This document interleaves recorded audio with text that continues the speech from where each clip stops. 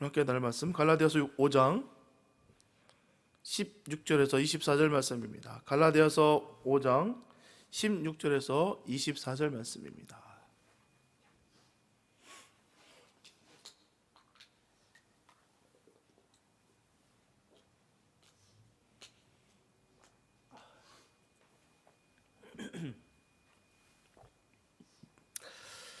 갈라디아서 5장 16절에서 24절 말씀입니다. 주님의 귀한 말씀 봉독해 올립니다. 내가 이르노니 너희는 성령을 좇아 행하라. 그리하면 육체의 욕심을 이루지 아니하리라. 육체의 소욕은 성령을 거스리고 성령의 소욕은 육체를 거스리나니 이 둘이 서로 대적하므로 너희의 원하는 것을 하지 못하게 하려 함이니라. 너희가 만일 성령의 인도하시는 바가 되면 율법 아래 있지 아니하리라. 육체의 일은 현저하니 곧 음행과 더러운 것과 호색과 우상 숭배와 술수와 원수를 맺는 것과 분쟁과 시기와 분냄과 당짓는 것과 불리함과 이단과 투기와 술취함과 방탕함과 또 그와 같은 것들이라. 전에 너희에게 경계한 것 같이 경계하노니 이런 일을 하는 자들은 하나님의 나라를 유업으로 받지 못할 것이요 오직 성령의 열매는 사랑과 희락과 화평과 오래 참음과 자비와 양선과 충성과 온유와 절제니 이 같은 것을 금지할 법이 없느니라. 그리스도 예수의 사람들은 육체와 함께 그 정과 욕심을 십자가에 못 박았느니라. 아멘. 오늘 본문에서 사도 바울은 성령을 쫓아 살 것을 갈라디아 교인들에게 강력하게 권면하고 있습니다. 만약에 육체를 쫓아 살게 되면 그리스도의 십자가의 죽음을 헛되게 하는 것이며 결국 자신은 멸망의 구렁텅이로 몰고 가는 것이기 때문이다라는 것이죠. 오늘은 성령이 원하는 삶은 과연 무엇이며 또 우리는 어떻게 성령이 원하는 삶을 쫓아가야 하는지 본문 말씀을 바탕으로 우리의 은혜 말씀을 나눌까 합니다. 첫째, 성령을 따르는 삶을 살아야 됩니다. 본문 16절에 보면 내가 이르노니 너희는 성령을 좇아 행하라. 그리하면 육체의 욕심을 이루지 아니하리라.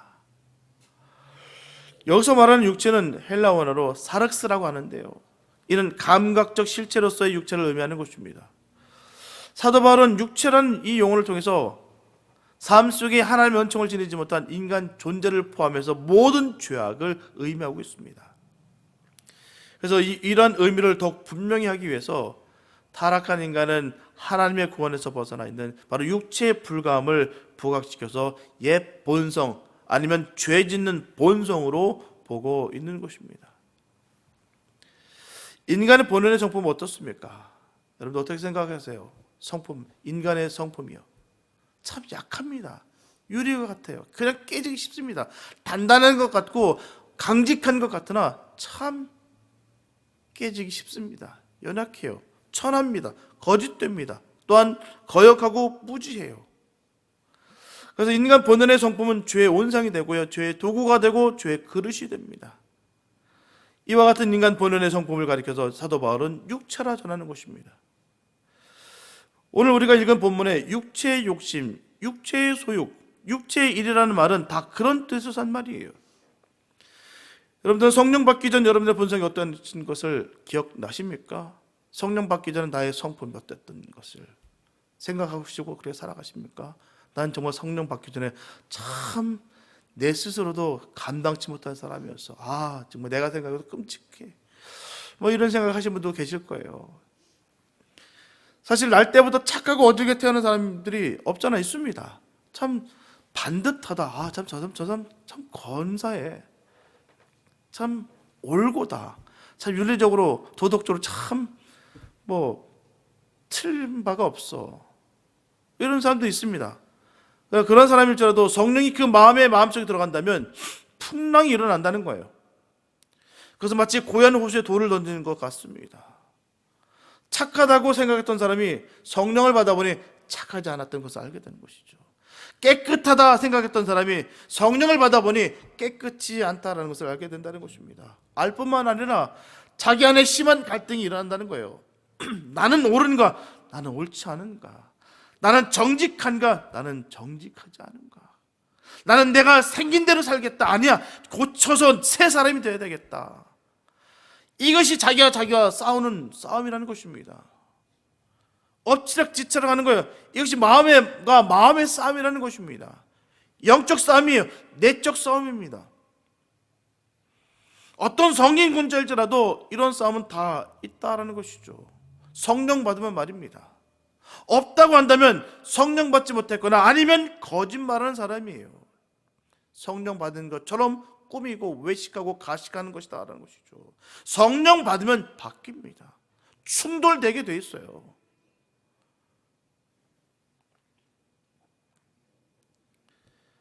성령 받은 사람에게는 반드시 이런 내적 싸움이 있다는 것이죠. 육체의 소욕은 성령을 거스르고요, 성령의 소욕은 육체를 거스른다는 것입니다. 이런 싸움이 있는 것이 정상이에요. 지극히 마땅하다는 것입니다. 이런 사람을 잘 싸워야 돼요. 육체의 소욕과 성령의 소욕이 싸워 누가 KO를 당하고 누가 판정승을 거둬야 될까 고민한다는 것입니다. 누가 싸워서 이겨야 될까요?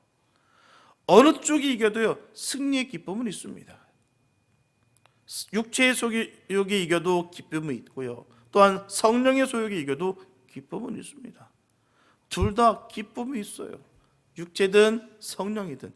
단 그 기쁨이 어떤 기쁨인가가 문제라는 것입니다. 육체의 일은 뭘까요? 음행과 더러운 것과 호색하는 것, 우상 숭배와 술수를 행하는 것, 원수 맺는 것, 분쟁과 시기와 분냄, 방을 짓는 것과 이단과 투기, 술 취함과 방종함. 생각해봐도 끔찍합니다. 열거하는 모든 것들이 다 끔찍한 것들이에요. 이런 것들이 바로 육체의 일입니다. 이런 것에 만족과 기쁨을 맛본 사람은 계속 이런 싸움에서 이긴다는 것, 육체가 계속 이긴다는 것입니다. 독사의 독을 현명으로 보면 그렇게 아름다울 수가 없다고 합니다. 독이 그렇게 아름다워요. 음행과 호색에 빠진 사람은 그보다 더 매력적인 것이 없어요. 음행과 그 호색이 말입니다. 또한 우상숭배와 술수에 빠진 사람은 그보다 더 큰 만족이 없다는 거예요. 원수, 시기, 분쟁, 분내는 데 익숙한 사람은 그보다 더 통쾌한 것이 없다는 것입니다. 당을 짓고 투기하는 사람은 그보다 더 재미있는 것이 없다는 거예요. 술 취하고 방종하는 사람, 그보다 더 자유로운 것이 없다는 것입니다. 그래서 육체에 빠지면 육체가 계속 이기는 거예요. 빠져나올 수가 없다는 겁니다. 술에 중독된 분들께 계속 한번 말씀해 보십시오. 못 끊어요. 못 끊어. 귀에 딱지가 매길 정도로 계속 얘기하는데도 불구하고 그게 안 들려요. 왜요? 너무 재밌으니까. 술 취하는 게 너무 좋으니까, 알딸딸하는 게 그 기분이 너무 매력적이니까 못 끊어요. 죽어가는데도 불구하고 못 끊어요. 다시 살려다 나왔는데도 불구하고 못 끊어요. 거기에 지면 말입니다. 수많은 육체적인 것들 다 마찬가지예요. 거기에서 지게 되면 거기서 나오질 못합니다. 너무 매력적이기 때문에, 너무 좋기 때문에, 너무 기쁘기 때문에 못 나와요. 육체가 이긴 삶이라는 것입니다. 그럼 마지막에 어떻게 되는가를 생각해 봐야 되는 것이죠. 이런 일을 행하는 자는 하나님 나라를 유업으로 받지 못한다고 분명히 전하고 있습니다. 천국 못 간다는 거예요. 명확하게 설명드리면 그것입니다. 천국 못 간다. 천국을 유업으로 받지 못한다. 그 뜻입니다. 육체의 소욕을 따르는 순간에는 기쁨이 있고 만족이 있어요. 그러나 그 기쁨과 그 만족의 결과는 사망과 저주와 진노밖에 없다라는 것입니다. 무서운 말씀이에요. 그래서 육체에 속한 것은 하나님과 인격적인 만남이 없이는 하나님을 알 수가 없다는 것입니다. 아무리 설명하고 아무리 긴박하게 전한다 할지라도 안 들립니다. 알 수가 없어요. 하나님과의 인격적인 만남이 없이는 결코 될 수가 없다라는 것이죠. 우리가 하나님과의 만남이 있은 후에 육체의 본능적 욕구를 말하는 욕심을 비로소 멀리하게 된다는 것입니다. 주님을 만난 후부터 말입니다. 성령이 임함으로 말미암아 얻어진다는 거예요. 멀리하게 된다는 것입니다. 인간의 본성에서의 육체적인 욕심에서 성령을 쫓아 새로운 생활 습성을 가질 때 비로소 극복이 된다는 것입니다. 고린도후서 5장 17절에 보게 되면 그런즉 누구든지 그리스도 안에 있으면 새로운 피조물이라 이전 것은 지나갔으니 보라 새 것이 되었도다. 주님과 인격적인 만남이 이루어져서 거듭나는 것은 이처럼 이전 것은 없어지는 것이고요, 새로운 피조물이 되는 것을 말하는 거예요. 모양만 갖춰주는 것이 아닙니다. 바로 이전 것은 다 사라지는 것이고요, 새로운 피조물이 되는 것, 새롭게 태어나는 거예요. 그래서 에베소서 2장 1절처럼 너희의 허물과 죄로 죽었던 너희를 살리셨도다, 이렇게 허물과 죄로 죽었던 몸이 새로운 생명을 얻는 것입니다. 우리가 진정으로 변화되었다면 주님의 일을 하고 싶어하는 마음의 충동이 생기게 되어 있습니다. 그냥 생기게 됐어요. 그냥 하고 싶어요. 정말 주님의 일은 너무너무 하고 싶어요. 이게 주님 만난 후로 생기는 마음들인 거예요. 이 마음이 없으면요, 옆구리 쿡쿡 찔러도 안 합니다. 시간도 없고요, 하고 싶은 마음도 의지도 뜻도 없어요. 안 합니다. 근데 주님을 만나면 하고 싶어요. 주님의 일을 너무 하고 싶어요. 그래서 하다 보니 시간 가는 줄도 모르고 지칠 줄도 모르고 어려움도 모르고 고통도 모르고 감사로 그 일 감당하는 것이다 라는 것이죠. 하지만 우리의 힘과 능력으로는 절대로 할 수가 없습니다. 그렇기 때문에 우리는 주님이 보내주신 성령을 받아야 될 줄 믿습니다. 성령을 받으시기 바랍니다. 성령 받아야 되는 거예요. 요한복음 14장 16절에 보게 되면 내가 아버지께 구하겠으니 그가 또 다른 보혜사를 너에게 주사 영원토록 너희와 함께 있게 하시리라. 그 성령 받으시기 바랍니다. 이렇게 주님의 사역을 계속 감당케 하기 위해선 보혜사 성령을 보내주셨어요.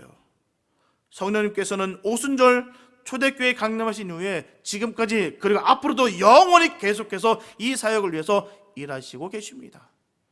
모든 성도는 성령의 능력을 의지함으로써 변화된 삶으로 살아야 되고 인간적이고도 죄악된 과거의 모든 것들을 다 청산하고 새로운 피조물로서 새로운 생명으로 거듭난 삶을 살아야 될 줄로 믿습니다.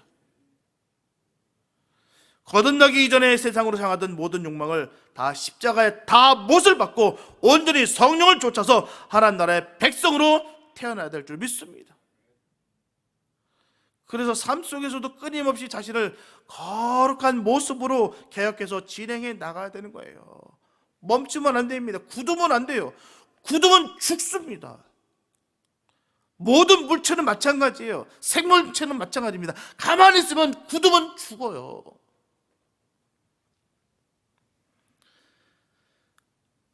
그러면서 삶 속에 열매를 맺는 삶을 살아야 된다는 것입니다.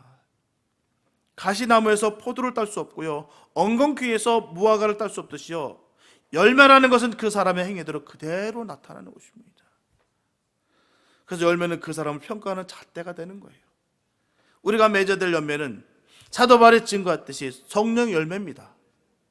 사랑과 희락과 화평과 오래 참음과 자비와 양성과 충성과 온유와 절제입니다.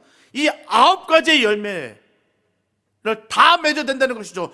이 중에 일부분만 맺는 것이 아니에요. 성도의 삶 속에서는 모든 이 성령의 이 9가지 열매가 다 맺어져야 되는 것입니다. 내가 몇 가지만 내가 하고 나머지는 내가 못하겠어, 안 해. 아닙니다.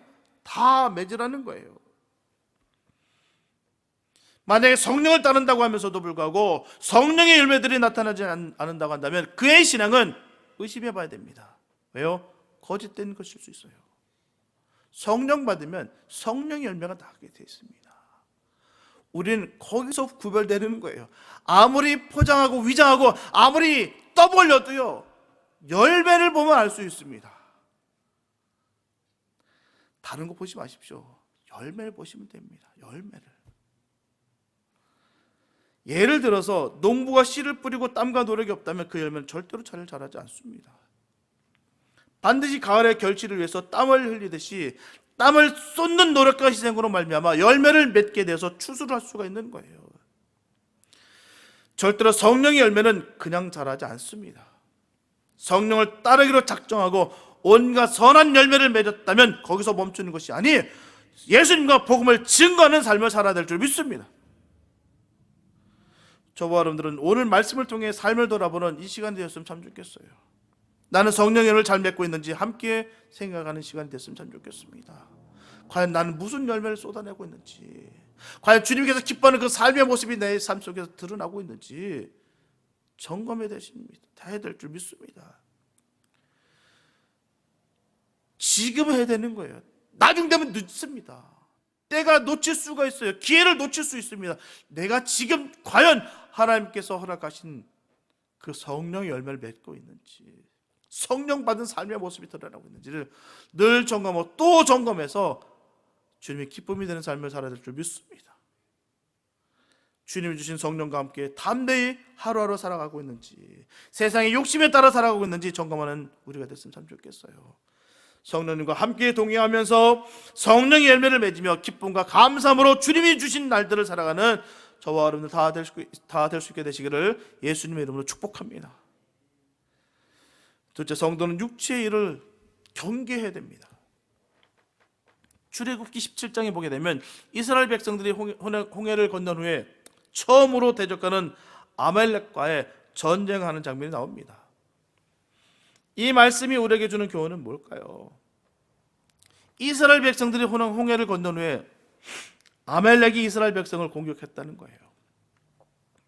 이렇게 홍해를 건넜다는 의미는 고린도전서 10장 2절에 잘 나타나 있습니다. 모세에게 속하여 다 구름과 바다에서 세례를 받고, 그래서 홍해를 건넜다라는 것은요, 세례를 받았다는 것입니다. 다시 말씀드리면 구원의 사건이에요. 구원받은 하나님의 백성들을 대적한 첫 번째 군대가 바로 아말렉이었습니다. 그래서 아말렉에게는 항상 붙는 수식어가 있어요. 죄인 아말렉, 육체 아말렉입니다.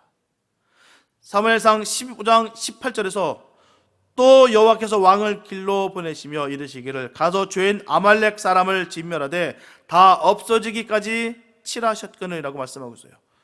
사울이 초대왕이 되면서 하나님 내리신 첫 번째 명령이 바로 여기 있습니다. 아말렉을 진멸하라는 거예요. 아말렉을 진멸하라. 이 말씀에서 죄인 아말렉으로 설명하고 있는 것은 아말렉이 특별히 죄를 지어서 죄인 아말렉으로 말하고 있는 것이 아닙니다. 바로 영적인 상징을 이야기하고 있다는 것입니다. 하나님을 대적한 백성들이라는 것을 말하는 거예요. 사단의 모습인 것입니다. 죄악된 것을 표징하고 있는 것이죠. 하나님께서는 오랜 세월이 흐르는데도 불구하고 홍해를 건너자마자 하나님의 백성들을 공격한 이 아말렉을 잊지 않으셨어요. 사울에게 아말렉을 진멸하라고 명령하셨다는 것입니다. 잊지 않으시고 말이에요. 아말렉이라는 존재를 영적으로 해석하게 되면 우리가 구원을 얻었다고는 하지만 우리 안에 옛 습성과 죄 지을 만한 것들이 우리 안에 잠재하고 있다는 것을 말하는 것입니다. 아말렉이라는 것은 우리가 하나님 백성이 되기 전에 우리를 지배했던 세력이라는 거예요. 어둠의 권세를 말하는 것입니다. 근데 우리 안에 새로운 주인이 되시는 성령님이 들어오심으로 말미암아 옛 습성, 옛 구습, 죄질 만한 것들이 쫓겨나가게 되는 것입니다. 이 말씀은 우리 심령 안에 두 세력 간의 충돌이 일어난다는 거예요. 로마서 7장 17절에서 23절에 보게 되면 이제는 이것을 행하는 자가 내게 아니요 내 속에 거하는 죄니라. 내 속 곧 내 육신에 선한 것이 거하지 아니하는 줄을 아노니 원함은 내게 있으나 선을 행하는 것은 없노라. 내가 원하는 바 선은 하지 아니하고 도리어 원치 아니하는 바 악은 행하는도다. 만일 내가 원치 아니하는 그것을 하면 이를 행하는 자가 내가 아니요 내 속에 거하는 죄니라. 그러므로 내가 한 법을 깨달았노니 곧 선을 행하기 원하는 나에게 악이 함께 있는 것이로다. 내 속 사람으로는 하나님의 법을 즐거워하되 내 지체 속에서 한 다른 법이 내 마음의 법과 싸워 내 지체 속에 있는 죄의 법 아래로 나를 사로잡아 오는 것을 보는도다. 이렇게 육신은 선한 것이 거할 수가 없다라는 거예요. 하지만 우리는 복음을 받아들였기 때문에 선을 행해야 된다는 것입니다. 그런데 우리가 갈등을 하는 이유가 우리 안에 악이 함께 있기 때문이라는 거예요. 만약에 내 안에 아무런 갈등이 없다면 아직도 우리는 육체에만 속한 사람입니다. 죄를 짓는데도 죄를 짓는지도 몰라요. 멸망의 자리에 있는데도 불구하고 그 자리를 모릅니다. 그 어둠 가운데, 그 죄악 가운데 둥글러 있는데도 불구하고, 굴러다니는데도 불구하고 그게 뭔지를 몰라요.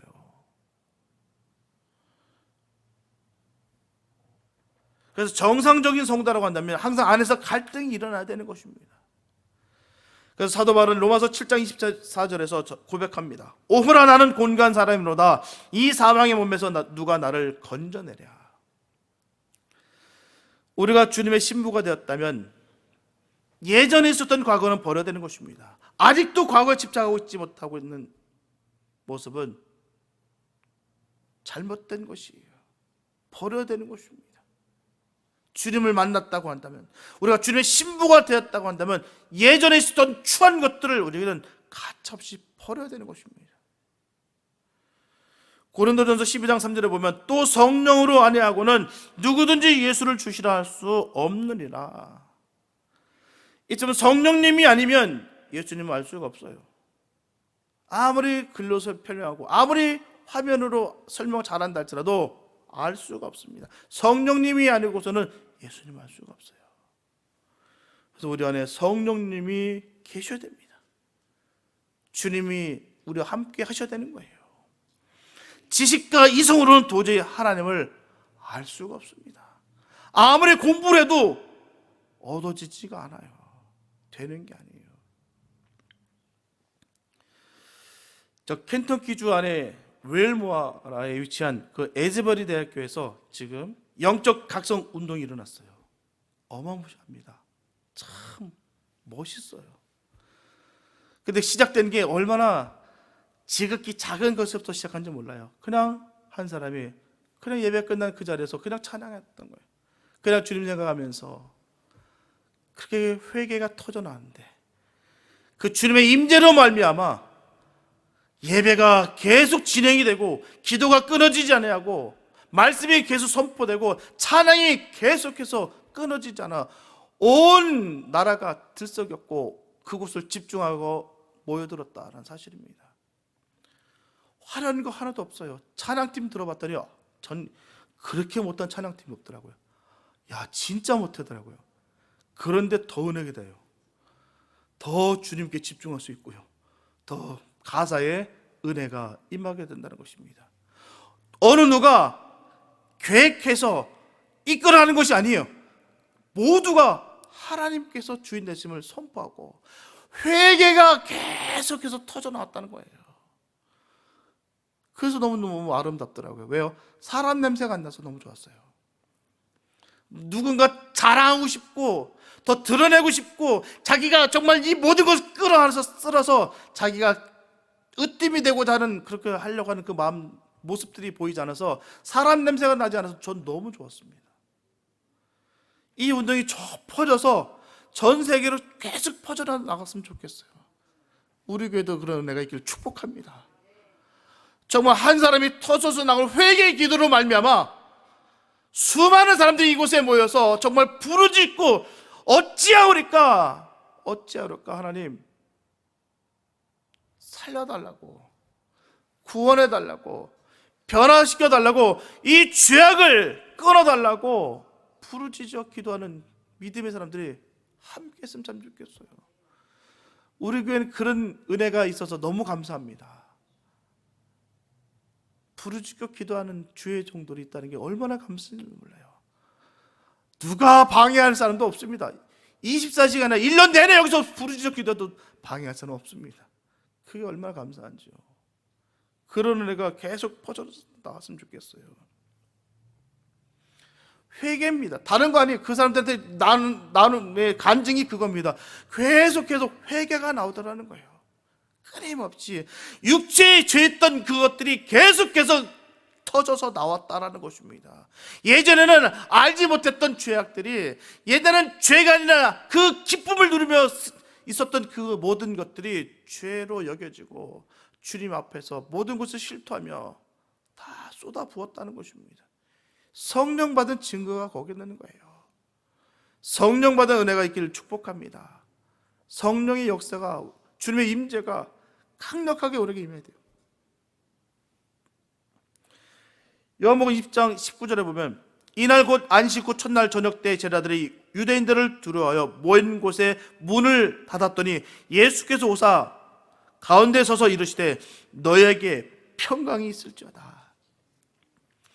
예수님께서 부활하신 다음에 제자들에게 나타나셔서 하신 말씀이 너에게 평강이 있을지어다. 평강의 다른 말은 샬롬입니다. 이렇게 평강은 관계 개념을 가지고 있어요. 사람 관계에 있어서 서로가 아무 거리낌이 없고 오해가 없는 관계에 있을 때 우리는 평강이라고 할 수 있습니다. 오해가 있고 시기하면 평강은 사라집니다.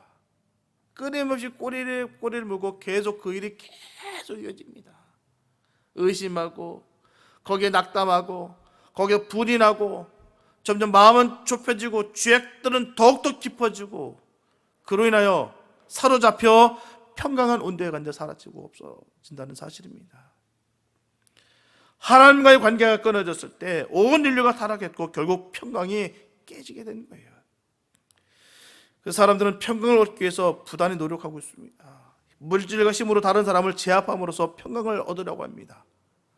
하지만 예수님께서는 세상 것으로는 절대로 평강을 얻을 수 없다라고 분명히 우리에게 말씀하셨어요. 요한복음 14장 27절에 보면 평안을 너에게 끼치노니 곧 나의 평안을 너에게 주노라. 내가 너에게 주는 것은 세상이 주는 것 같이 아니하니라. 너희는 마음에 근심하지도 말고 두려워하지도 말라. 이렇게 세상이 주는 평안은 잠시 주는 상태를 말하는 것입니다. 하지만 주님이 주시는 평안은 끊어졌던 하나님의 관계가 회복이 되는 거예요. 그렇기 때문에 하나님의 백성들이 모인 이 교회는 평강을 끼치고 누려야 될 줄 믿습니다. 주님이 계신 곳이기 때문에 그래요. 그래서 늘 그 평강이 넘치며 은혜가 임할 줄 믿습니다. 그래서 세상과 하나님과의 관계를 선교와 전도와 헌신과 나눔으로 섬겨서 나타내 보여야 되는 것이에요. 그러고 나서 요한복음 20장 20절에서 예수님께서 말씀하십니다. 이 말씀을 하시고 손과 옆구리를 보이시니 제자들이 주를 보고 기뻐하더라. 이처럼 예수님께서 손과 옆구리를 보이시며 기뻐하시는 이유는 교회는 주님의 옆구리를 통해서 세워졌기 때문입니다. 주님은 십자가에서 창에 찔리시고 옆구리에서 물과 피를 다 모두 흘려주셨어요. 모든 것을 완전히 쏟으신 것입니다. 그렇기 때문에 교회는 예수님의 피의 역사가 있어야 되는 거예요. 사랑과 은혜가 충만해야 되는 것입니다. 주님께서 다 쏟아부어주신 그 은혜가 있어야 되는 거예요. 피의 능력이, 예수의 피를 외칠 때마다 악신이 끊어지고 어둠의 권세가 무너지고 귀신의 목이 밟히는 역사가 일어나야 될 줄 믿습니다. 그게 피의 능력인 거예요. 우리 교회가 그러기를 바랍니다. 예수님이 원하시던 믿음의 공동체가 되는 게 바로 교회예요. 우리도 주님처럼 옆구리를 볼 수 있는 믿음의 사람 되시길 축복합니다. 아무 차별이 없이 서로가 서로를 위하고 섬기고 나누는 교회가 되기를 소원합니다. 이렇게 되기 위해서 모든 열과성을 전 다 할 것입니다. 우리 교회가 그렇게 됐으면 좀 좋겠어요. 절대로 숫자와 크기가 중요한 것이 아니에요. 아무리 숫자가 많아도 서로 으르렁거리고 시기 질투 미움이 있다면 그곳은 고통과 아픔일 뿐입니다. 그러나 서로를 위하고 나누고 시기와 질투 미움 다툼이 방면될 때 하나님의 풍성한 은혜가 임하는 것입니다. 그런 교회가 되기를 축복합니다. 그래서 우리 교회는 사랑이 넘치는 교회로 소문나기를 바랍니다. 주님의 옆구리를 보이셨던 그 은혜가, 그 능력이 우리에게도 있어야 되는 거예요. 다 쏟아부어야 되는 것입니다. 차별이 없어야 돼요. 서로 섬기는 거예요. 사랑하는 것입니다. 주님께서 원하신 바가 거기 있는 것이에요. 그게 능력인 것입니다. 능력받아서 행할 것이 바로 주님의 증인되는 것입니다. 능력받아서 저 방언하고 싶습니다. 능력받아서 예언하고 싶습니다. 그게 능력 아닙니다. 그건 은사인 분인 거예요. 정말 능력받아 하는 것은 주님의 증인이 되는 거예요. 그게 능력입니다. 능력받아서 방언한다.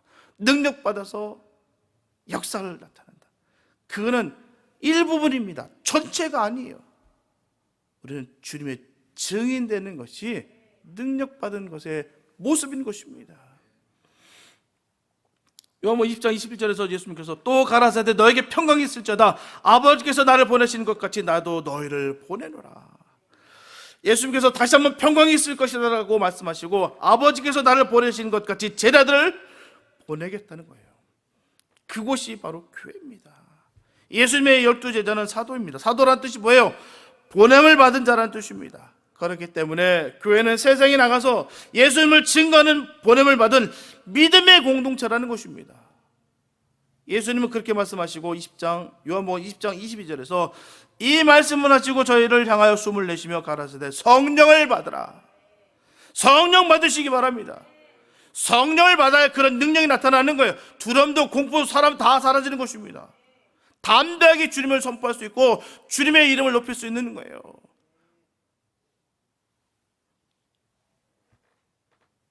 창세기 2장 7절에 보게 되면 여호와 하나님이 흙으로 사람을 지으시고 생기를 그 코에 불어넣으시니 사람이 생명이 된지라. 하나님께서 아담을 흙으로 지으시고 코에다 생기를 불어넣음으로 사람이 생명이 됩니다. 하지만 아담은 뱀을 통하여 타락하게 되어서 하나님과 관계가 단절됐어요. 하지만 두 번째 아담이 되시는 예수님께서는 제자들에게 다시 말하면서 예수님을 믿는 자들에게 성령을 주셔서 끊어졌던 관계가 다시 회복시켜 주셨다는 것입니다. 우리에게 성령님이 안 계신다면 어떻을까요? 아무리 예수님을 따라다니면서도 많은 기적과 표적을 보고 은혜를 받았다 할지라도 두려워서 주님을 배반하고 도망쳤던 이 제자들처럼 우리의 어떤 힘과 능력으로도 도저히 주님의 일을 다놓건대 감당하지 못합니다. 성령 받으시기 바랍니다. 성령 받지 못하면 감당치 못한다는 거예요. 사도행전 1장 8절에 보면 오직 성령이 너에게 임하시면 너희가 권능을 받고 예루살렘과 온 유대와 사마리아 땅끝까지 이르러 내 증인이 되리라 하시니라. 주님께서 주신 유언입니다. 마지막 지상 명령이에요. 성령이 너에게 임하시면 어떻게 된다고요? 권능을 받는다는 거예요. 권능이 뭐라고요? 바로 주님의 증인이 되는 것입니다. 땅끝까지 이르러 말이에요. 그것이 어디가 됐든 말입니다. 주님의 증인이 된다는 거예요. 그렇기 때문에 우리는 반드시 성령 받아야 될 줄 믿습니다. 그래서 평강의 전달자로 보냄을 받아야 될 줄 믿습니다. 그래서 교회가 세상을 여는 열자가 되어서 끝을 향하여 나가야 될 줄 믿습니다. 사랑하는 성도 여러분, 육체의 소욕대로 살면 죄의 종이 되는 것이에요. 성령의 소욕대로 살면 하나님의 종이 되는 것입니다. 하나님의 종이 되시기 바랍니다. 성령의 소욕대로 살아서 성령의 9가지 열매를 맺으시기 바랍니다. 하나님 나라를 유업으로 꼭 받으시기 바랍니다. 일제시대 순교자 바로 이 주기철 목사님은 일본 헌병대 끌려가서 여러 번 모진 고문을 당하셨어요. 아주 정말 비참하게 처참하게 고문을 받으셨습니다. 한 번은 감옥에서 풀려나올 때 사모님께서 승리했습니까? 라고 물었어요. 그 말은요, 주 목사님이 일본과 싸우는 것이 아니라 바로 주 목사님 안에서 육신의 소욕과 성령의 소욕이 싸우고 있다는 것을 알기 때문에 그 질문을 던지는 거예요. 그 모진 매를 맞으며 고문을 당할 때 그 안에서 성령의 역사와 그 육체의 역사가 함께 엎치락뒤착할 텐데 과연 이기셨습니까? 그것을 묻고 있다는 것이죠. 일본은 주 목사님에게 목사를 사면하라고 권면했어요. 사면하라. 그만둬라. 이 목사를 그만두면 편히 살게 해주겠다라고. 주 목사님은 목사직을 그만둘 수 없다는 거예요. 왜요? 하나님께로부터 받은 정직이라는 것을 알기 때문입니다. 주 목사님은 목사직을 내려놓지 않았어요. 그래서 일본의 아부하는 목사들을 앞세워서 평양노회에서 주 목사를 파면했습니다. 주 목사님은 목사직만 파면당하는 것이 아니었어요. 그가 섬기고 있었던 산정현 교회가 봉사가 되고 그가 살고 있었던 그 사택에서 80세 노모와 함께 쫓겨납니다. 배급도 금지됐어요. 완전히 버림을 받게 됐습니다. 주 목사님은 다시 감옥에 끌려가서 7년 옥고 끝에 그는 순교했습니다. 그는 육체의 소욕을 따르지 않고 끝까지 성령의 소욕을 따랐다는 거예요. 타협하지 않고 주님의 뜻을 따라 살았다는 것입니다. 주 목사님이 순교한 지 1년 만에 8.15 해방이 됐어요. 해방이 되자 북한 공산당들이 모여와서 사모님을 찾아와서 주 목사님에게 항일투사로 상장과 금일봉을 전하라 할 때 사모님은 거절합니다. 주 목사는 항일투사가 아니요, 그는 예수를 위해 싸우다가 죽은 순교자입니다.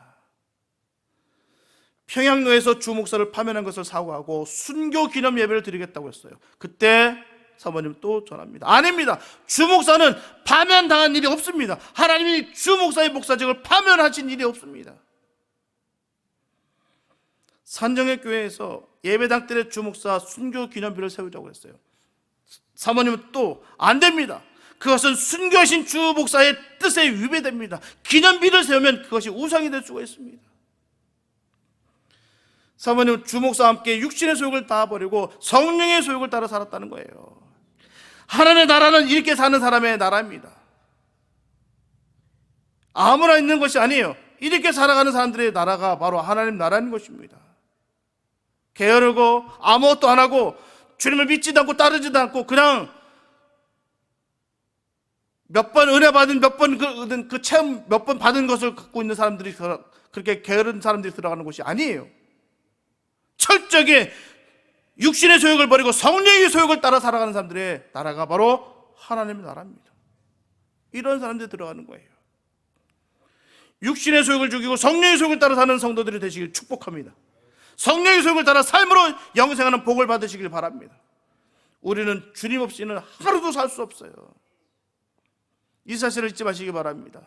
주님 없어도 살 수 있을 것 같은 그게 죄인 거예요. 그게 불신입니다. 그게 바로 내가 영적인 것에서 육적인 것으로 내가 넘어가 버린 거예요. 우리는 주님 아니면 단 한순간도 살 수가 없습니다. 성령님과 동행할 때 이 세상을 너끈히 이길 수 있는 힘과 믿음이 생기는 거예요. 우리 힘으로 살 수 없습니다. 우리 능력으로 이길 수가 없어요. 매일의 삶 속에 성령 충만하여서 세상 가운데서 성령의 열매를 맺으시기를 축복합니다.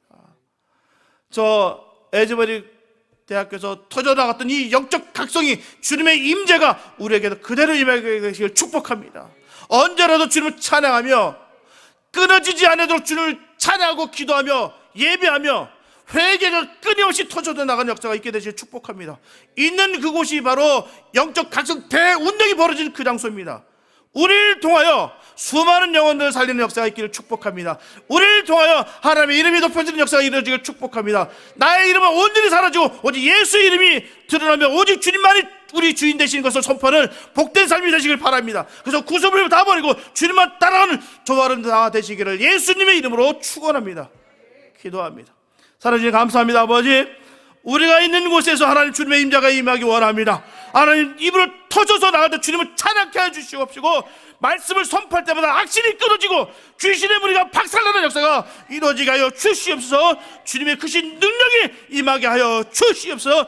주의 거룩한 이름을 붙잡고 나갈 때마다 오직 주의 이름만이 주의 능력만이 나타나게 하여 주시옵소서. 주의 크신 능력이 함께해 줄 줄 믿사옵고 우리를 구원하신 예수님의 이름이 됐습니다.